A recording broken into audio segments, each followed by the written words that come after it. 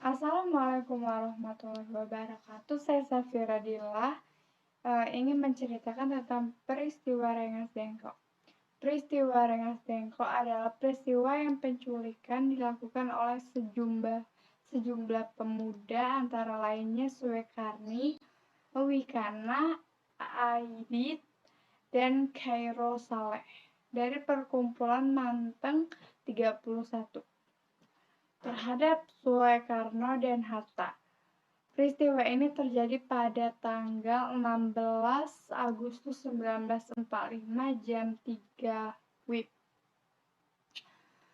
Soekarno dan Hatta dibawa ke Rengas Dengklok, Karawang untuk kemudian didesak agar mempercepat proklamasi kemerdekaan Republik Indonesia. Sampai dengan terjadinya kesepakatan antara golongan tua dan golongan muda, diwakili Soekarno dan Hatta, serta Mr. Ahmad Soebardjo, dengan golongan muda tentang kapan proklamasi akan dilaksanakan, terutama setelah Jepang mengalami kekalahan Perang Pasifik. Menghadapi desakan tersebut, Soekarno dan Hatta tetap tidak berubah pendirian. Sementara itu, Jakarta, Choerul dan kawan-kawan telah menyusun rencana untuk merebut kekuasaan. Tetapi apa yang telah direncanakan mereka tidak berhasil dijalankan karena tidak semua anggota PETA mendukung rencana tersebut. Proklamasi Kemerdekaan Republik Indonesia rencananya akan dibacakan Bung Karno dan Bung Hatta pada hari Jumat 17 Agustus 1945 di lapangan Ikada yang sekarang telah menjadi lapangan Monas, atau di rumah Bung Karno di Jalan Pegangsaan Timur nomor 56. Dipilih rumah Bung Karno karena di lapangan Ikada sudah tersebar bahwa ada sebuah acara yang akan diselenggarakan. Bahwa tentara Jepang sudah berjaga-jaga agar tidak terjadi kericuhan antara penonton saat terjadi pembacaan teks proklamasi. Dipilihlah rumah Soekarno di Jalan Pegangsaan Timur 056. Teks proklamasi disusun di Rengas Dengklok di rumah di Juan Kweseong. Bendera merah putih sudah dikibarkan para pejuang di Rengas Dengklok pada Kamis tanggal 16 Agustus 1945 sebagai persiapan untuk proklamasi kemerdekaan Indonesia. Karena tidak dapat berita di Jakarta, maka Yusuf Kunto dikirim untuk berunding dengan pemuda-pemuda yang ada di Jakarta. Namun sesampainya di Jakarta, Kunto hanya menemui Wikana dan Ahmad Soebardjo. Kemudian Kunto dan Ahmad Soebardjo ke Rengas Dengklok untuk menjemput Soekarno dan Muhammad Hatta, Fatimawati, dan Guntur.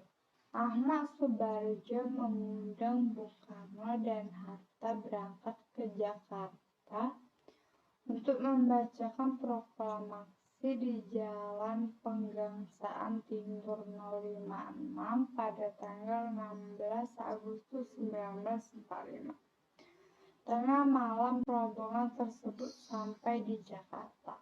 Keesokan harinya, tepat pada pada tanggal 17 Agustus 1945 pernyataan proklamasi dikumandangkan dengan teks proklamasi kemerdekaan Indonesia yang diketik oleh Suyuti Melik menggunakan mesin ketik yang dipinjam. Suyati Melik menggunakan mesin ketik yang dipinjam, tepatnya sebetulnya diambil dari kantor Kepala Perwakilan Laut Jerman, Mayor Dr. Hermann Kandauer. Secara singkatnya, peristiwa Rengas Dengklok itu terjadi karena perdebatan atau perbedaan pendapat atau pandangan antara golongan tua dan golongan muda mengenai tentang pelaksanaan proklamasi. Pendapat golongan tua yaitu pelaksanaan proklamasi itu harus bekerja sama atau harus menunggu dengan pemerintahan Jepang untuk menghindari pertumpahan darah.